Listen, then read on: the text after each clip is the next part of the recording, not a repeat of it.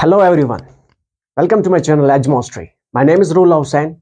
Today we are going to discuss an exciting and important topic. So let's get started.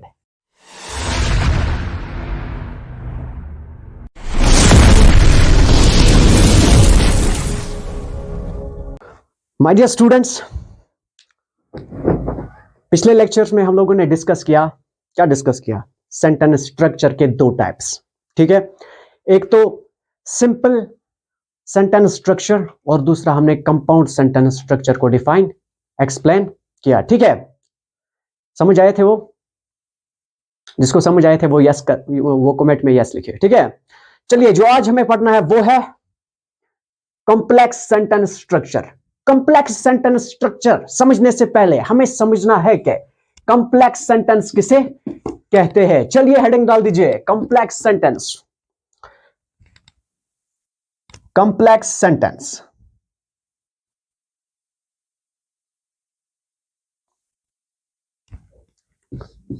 Complex, मेरी बात सुन लेना अच्छे से और गौर से सुन लेना. कॉम्प्लेक्स सेंटेंसेस वो सेंटेंसेस होते हैं जिसमें एक इंडिपेंडेंट क्लॉज होता है और दूसरा एटलीस्ट एक डिपेंडेंट क्लॉज होता है. समझ आया?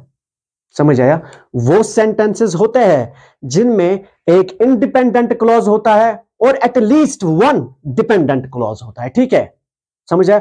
और उन दोनों क्लॉजेस को जोड़ने के लिए, ज्वाइन करने के लिए, कनेक्ट करने के लिए हम इस्तेमाल करते हैं क्या? Subordinating conjunction. ठीक है, चलिए डेफिनेशन लिखिए. One independent clause. क्या इस्तेमाल करते हैं? एक इंडिपेंडेंट क्लॉज और एटलीस्ट वन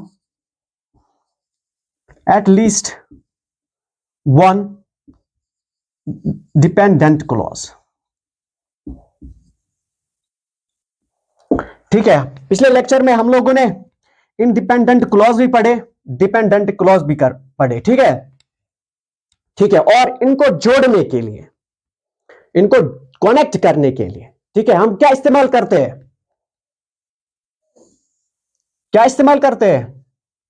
हम इस्तेमाल करते हैं सबऑर्डिनेटिंग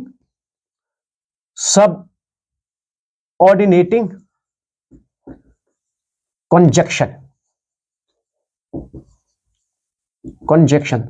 इतना समझ आया? ठीक है, और अगर कोई स्टूडेंट ये लेक्चर देख रहा है, उसने पिछले लेक्चर नहीं देखे, उसको थोड़ी सी दिक्कत आएगी समझने में, वो पहले वो लेक्चर देखे और फिर वो उसे आराम से ये समझ आएगा. Independent clause, dependent clause, subordinating conjunction, पिछले दो लेक्चर्स में सब हम लोगों ने डिस्कस किया. चलिए पहले नोट कर लीजिए, फिर हम चलते हैं अपने स्ट्रक्चर की तरह, देखते हैं स्ट्रक्चर क्या होता है इसका. ठीक है, चलिए नोट करिए पहले. आप लोगों ने नोट समझ आया? चलिए स्ट्रक्चर देखते हैं. आप इसका स्ट्रक्चर क्या होता है. चलिए, सबसे पहले मैंने क्या कहा? इसमें एक इंडिपेंडेंट क्लॉज है. लाइए इंडिपेंडेंट क्लॉज.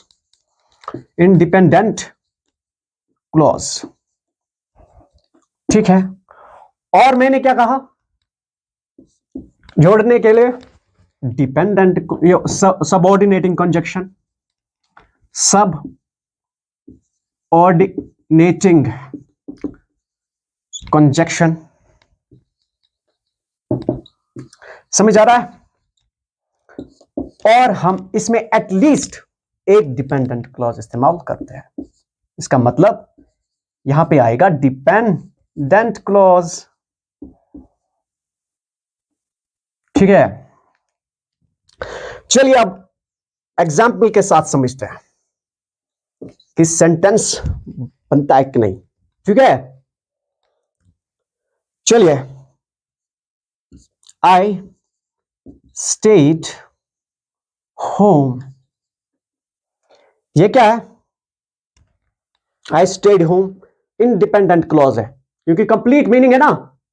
समझ आ रहा है? हम लोगों ने पिछले लेक्चर में डिस्कस किया है, ध्यान रखो. और अब हमें सबऑर्डिनेटिंग कंजक्शन लाना है. ठीक है, चलिए. बिकॉज, क्या मैंने कहा था सबऑर्डिनेटिंग कंजक्शन बिकॉज होता है? बिकॉज सबऑर्डिनेटिंग कंजक्शन होता है। ठीक है, चलिए अब मुझे डिपेंडेंट क्लॉज लाना है। बिकॉज इट वॉज रेनिंग,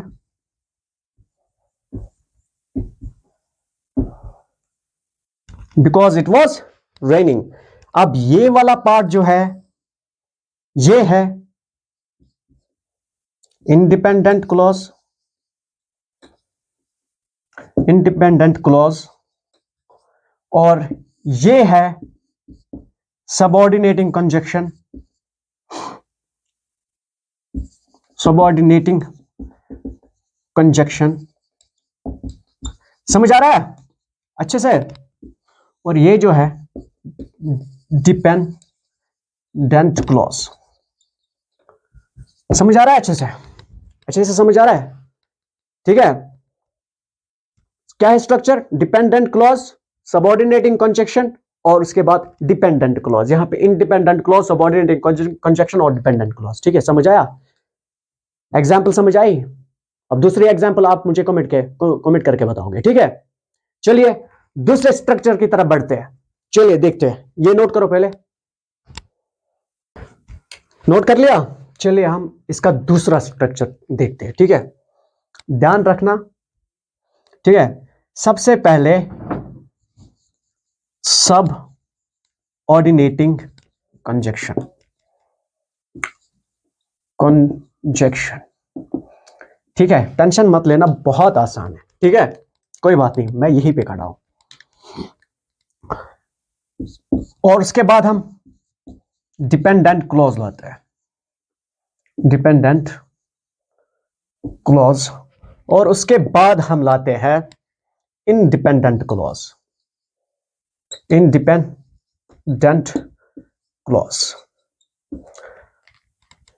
चलिए अब जो मैंने एग्जांपल दी थी उसी को कन्वर्ट करते हैं इस वाले स्ट्रक्चर में। ठीक है, देखते हैं सही है कि नहीं। एग्जांपल देखो, मुझे क्या लाना है पहले? सबऑर्डिनेटिंग कंजक्शन, बिकॉज लाया। उसके बाद dependent clause, because it was raining, because it was raining. ठीक है, उसके बाद क्या लाना है मुझे? क्या लाना है? I stayed home. समझ आ रहा है? समझ आ रहा है? ये क्या है?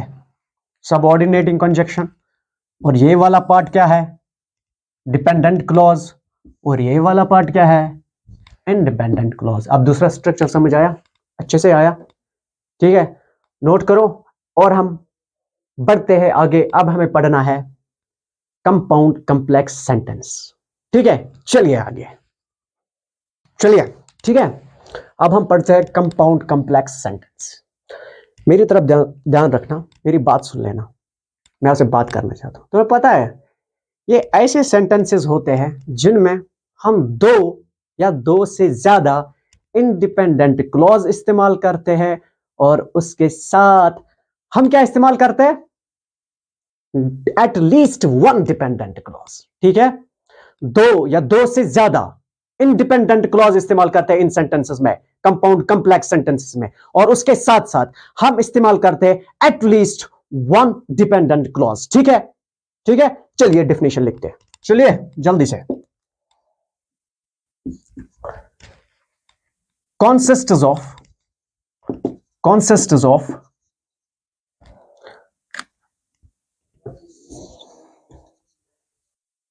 two or more independent clauses,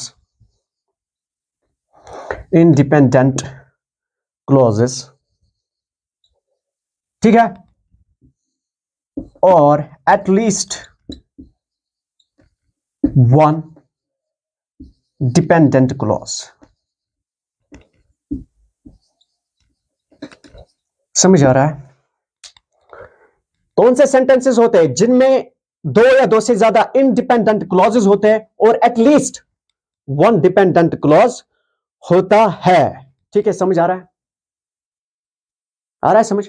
note करो जल्दी से। अब हम बढ़ेंगे इसके स्ट्रक्चर की तरफ और देखते हैं इसका स्ट्रक्चर क्या है, ठीक है, और हम सेंटेंस बनाएंगे, ठीक है। चलिए नोट आप लोगों ने, चलिए अब हम पढ़ेंगे स्ट्रक्चर किसका, कंपाउंड कॉम्प्लेक्स सेंटेंस का। इससे पहले मैं एक चीज आप लोगों से डिस्कस करना चाहता हूं, वो ये है कि इन सेंटेंस को जोड़ने में हम इस्तेमाल करते हैं कोऑर्डिनेटिंग कंजक्शन और सबऑर्डिनेटिंग कंजक्शन भी। दोनों कंजक्शंस हम इस्तेमाल करते हैं इनको कनेक्ट करने में।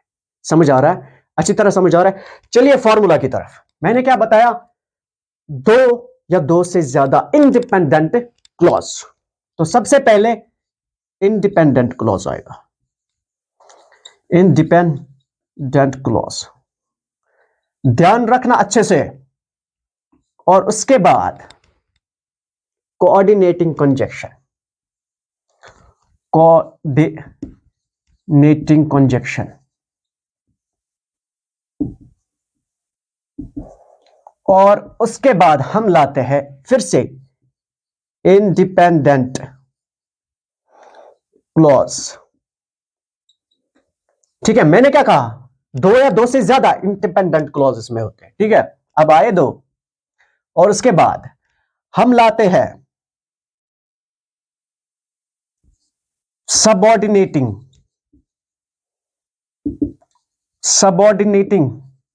कंजक्शन,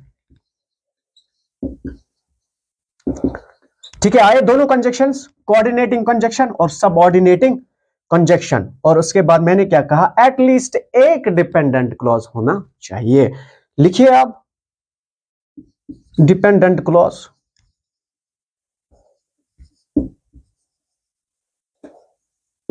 समझ आ रहा है, अच्छे से समझ आ रहा है। नोट करो जल्दी से नोट करो, ठीक है। नोट करो जल्दी से। अब एग्जाम्पल की तरफ बढ़ते हैं, ठीक है। समझ आया अच्छे से, स्ट्रक्चर भी समझ आया। अब हम एग्जाम्पल की तरफ बढ़ते हैं, एग्जाम्पल लिखते हैं। और ऐसे पढ़ाई करो ये सोच के कि मैं लाखों में से उभर के आऊंगा, मुझ में काबिलियत है, मैं करके दिखाऊंगा। चलिए एग्जाम्पल की तरफ ध्यान दो। I went to park, I went to park, independent clause है, ध्यान रखो। और उसके बाद एंड, ठीक है, and I read book. Structure के हिसाब से चल रहा हूं ना। आई वेंट टू पार्क, ये वाला पार्ट क्या है, इंडिपेंडेंट क्लॉज। और इसको जोड़ने के लिए कोऑर्डिनेटिंग कंजक्शन। कोऑर्डिनेटिंग कंजक्शन को याद रखने के लिए मैंने एक ट्रिक बताई थी, फैन बॉयज, ठीक, याद करो। एफ ए आता है उसमें, एफ ए एन, ए का मतलब होता है एंड, वही होता है कोऑर्डिनेटिंग कंजक्शन, ठीक है। अंडरस्टैंड हो रहा है।